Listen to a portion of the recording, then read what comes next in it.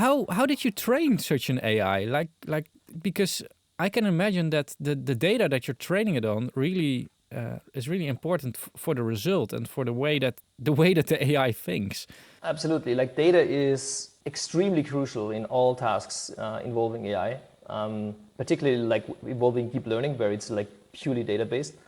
So what we do is we have to collect huge amounts of data, like really, I don't know, for example, for an equalizer, for a profile like piano or so, you need really like thousands and thousands of samples to train the system on.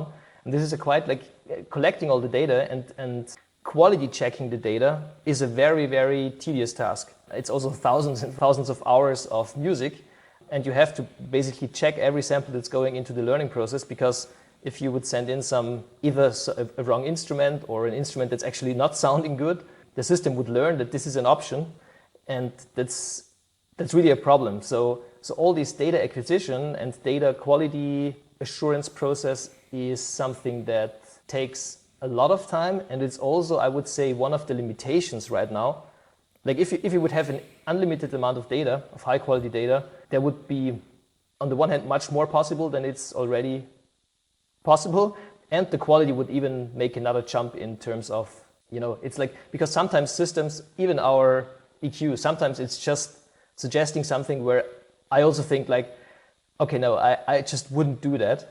If you would have, let's say, 10 times the amount of high quality data, these occasions would significantly be reduced. So yeah, data is essential and also challenging. Yeah. Yeah, but that's also why we are still in control. The AI sets it up for us, but we can then, agree or disagree with it. The funny thing with a smart EQ is that you can literally completely disagree with it and go the opposite way by dragging down the smart band. That's I find it. I mean, sometimes I really say like, okay, this is good, but I want it the opposite way. I get it the opposite way, and then I'm somewhere where I want to be.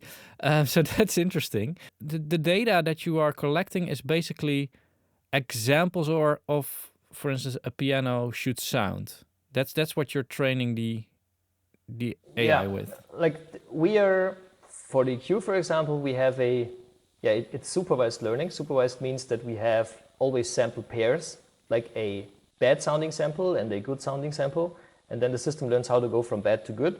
And what we do here is that we start with the good sounding sample. So we collect a lot of good sounding samples, and then we artificially destroy them using various types of filtering, room impulse responses, whatever, like things that could happen or could have happened to the signal after recording.